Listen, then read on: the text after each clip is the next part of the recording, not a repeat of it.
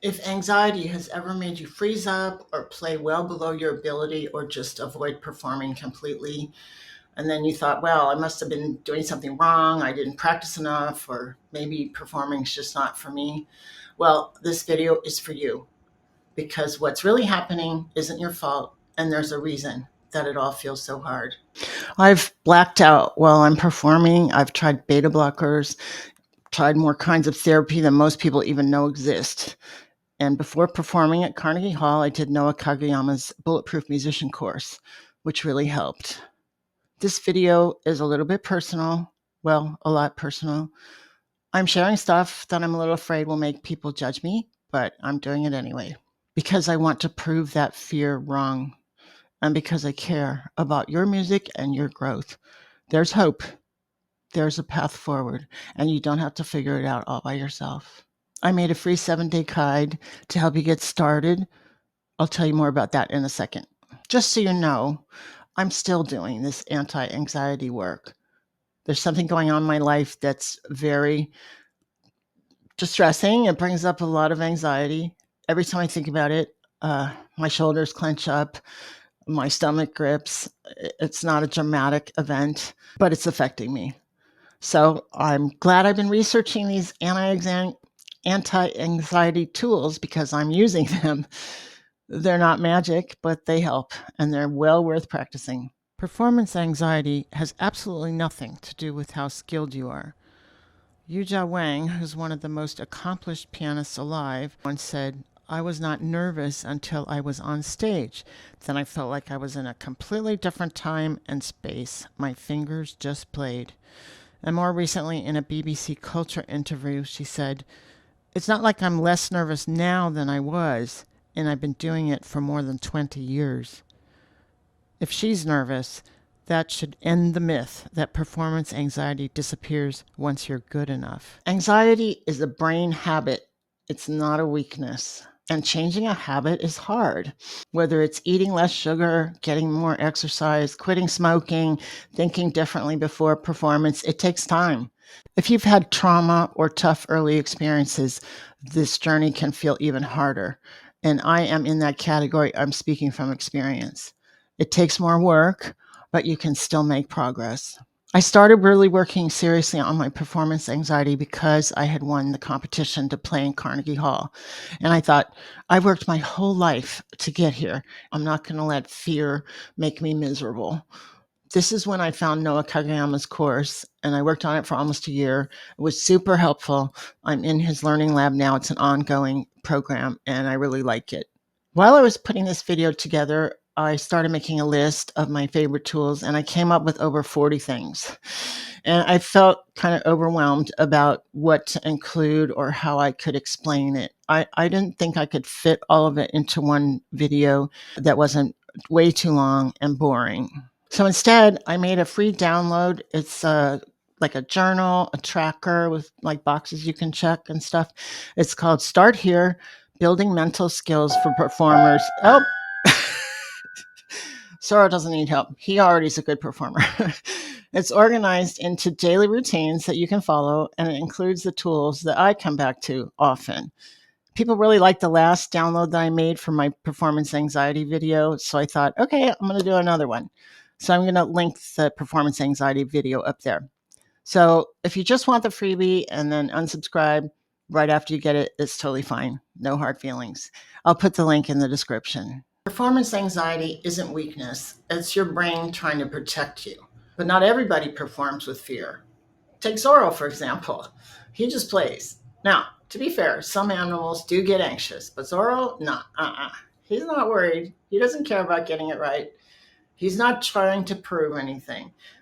He knows he's a great cat regardless of how he plays. And he likes to show off a little bit. Eckhart Tolle once said, animals don't suffer from low self-esteem because, they don't have egos. Zorro's not trying to impress Carnegie Hall audience. He's just showing up, just having fun.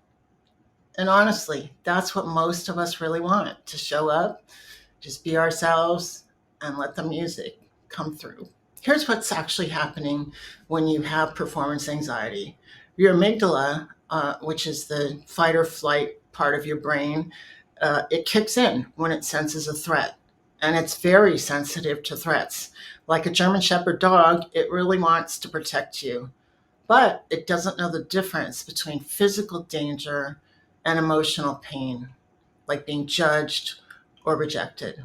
When the amygdala lights up, it hijacks the parts of your brain that help you think clearly and remember things. And that's why you might have blanked out when you're up on stage and you're really nervous. We have to retrain ourselves not to believe every fear story or criticism that pops up. Most of the time, they are not true. There's a lot of sayings. Don't believe everything you think. Fear is false evidence appearing real. Real. And FDR, we have nothing to fear but fear itself. Doing that takes a lot of practice and awareness and kindness towards yourself. I put several exercises in the guide about working with unrealistic beliefs and your inner critic. It can be hard work, very hard work, but it has big payoffs in performing and the rest of your life as well. Something that helped me a lot was learning how to feel physically grounded while I'm playing, not just calming my mind, although that's great too. And breath work, very helpful. But for me, this belly breathing, your stomach going in and out, that didn't really work. It never made sense to me because that's your lungs aren't down there; they're up here. So when I found out the real anatomy of how the breath works, the breathing stuff started to help me a lot more. It's not all in your head. You can utilize your body to help you calm down. I also put some breathing exercises in the guide. A natural strategy with performance anxiety is avoidance. But performing regularly for a kind audience can teach your brain that it's not as scary as you think it is. I have a student who came to me specifically to work on performance anxiety.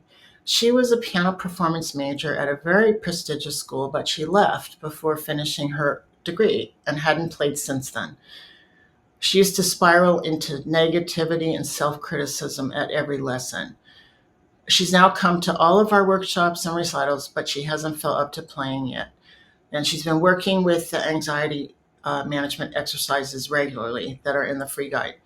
At our last studio recital, she and I agreed beforehand that after everyone had performed and it was in the courtyard having the reception, she would go sit on the bench and play her piece. And our plan was she would try sitting on the bench first, see how that was, and if it felt okay, then she would move forward with playing her piece.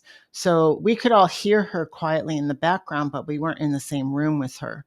She said it was scary, but she went ahead and played her piece anyway, and she really got in touch with wanting to perform in spite of the fear, and also got the feeling that I can do this. I was so happy when she told me that and proud of her.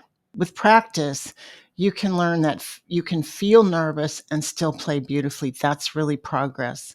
In my community, Piano with Rebecca B, people specifically asked for live Zoom performances. So we have one once a month. And the reason they asked is because they wanted to work on performance anxiety. And we're building a really great connection in there. And it's not because people are playing perfectly. The connection is around that we're all playing music and we want to be there for each other. If you're working on this and you want support, check out the link below to join my community. It's on school.com, Piano with Rebecca B. And if you'd rather start on your own, I made something to help. It's called Start Here. Catchy. Building Mental Skills for Performers. It's a free 7-day guide with activities, journaling prompts, and also a list of resources like books and courses that have helped me and my students. You deserve to play with freedom, with beauty, with confidence. Making music is part of being human. You don't have to earn the right. You have to fight for it, though, if you love it. So what do you think, Zorro? Is that a good reason to play?